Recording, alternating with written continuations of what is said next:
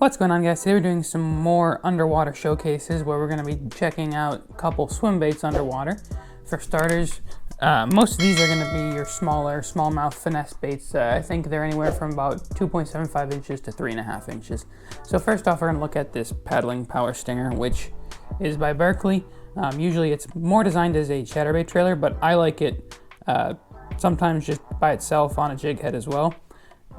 It's very comparable to the Keitech swing impact, 3.3 inches. This is the fat swing impact. That's another one that's kind of like your staple every day. Everyone uses it, really big on A-rigs. We've got a 3-inch Megabass spark shad, one of my favorites for smallmouth. These baits get the eyes from Megabass, which is just a little bit of an added detail. We've got a mare from Crush City, 3 inches, and these baits actually have more body wiggle than the other ones. A lot of these have really aggressive tail wag, especially the first two that I mentioned, the Berkley and the Keitech, that has a little bit different of an action, whereas like the Hazedong Shad, the next one I'm going to mention, and the other Megabass Spark Shad, they have a more very fast kicking action that has a little bit less swing. So this is the Hazedong in 3-inch by Megabass, another really finesse style swim bait. And then lastly, we've got the Crush City Suspect, which is something that I don't think has been released to the United States yet. I bought this like 2 or 3 years ago from Canada. I don't know if they're shipping anymore because of the tariffs. The Jerk, though, is now released. That's a Crush City. The Jerk is a bait that was originally released with this in Canada. So this may be coming to the United States, but the Suspect is a very good bait in that TPE. So without any further ado, we're going to throw these baits underwater, get a little comparison between them, and I'll give you my thoughts afterwards.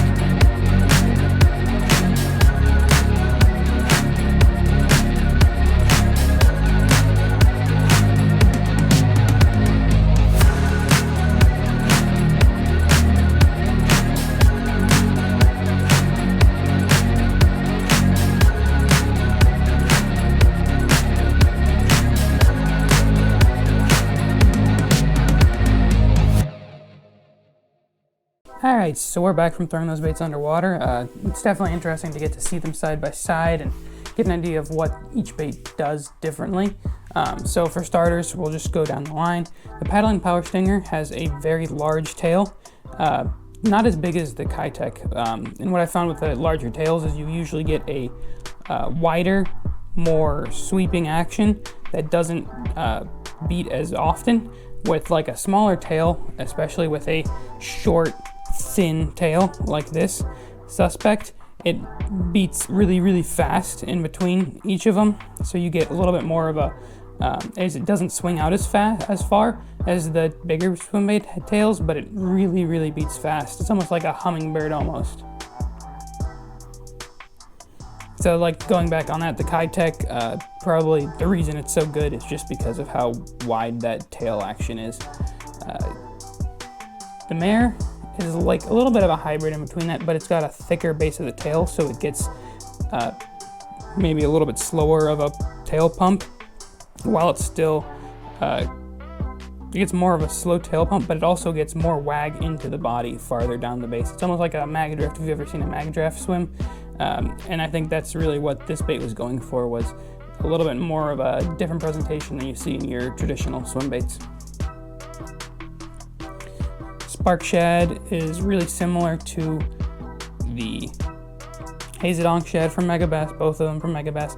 I like the eyes, it's a good added touch. The Hazedong is a little bit more subtle of a bait. This has a wider swimming action.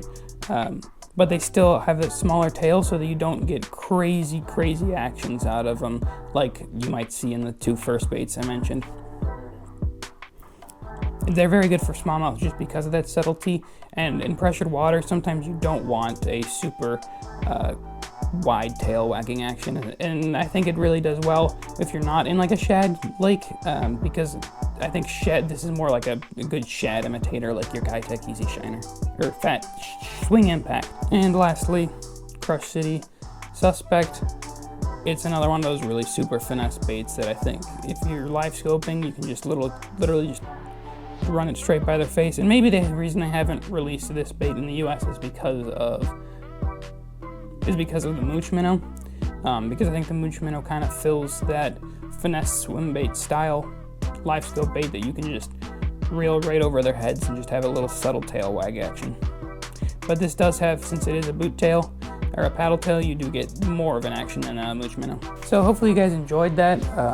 I found it really interesting to see all these baits underwater in like a more tank setting, because you don't really get the full picture if you're looking at them under the water in like a lake or a pond. So if you guys enjoyed, make sure you leave a like and subscribe, and let me know if there's any other baits you guys want to see underwater. So I'll see you guys in the next one.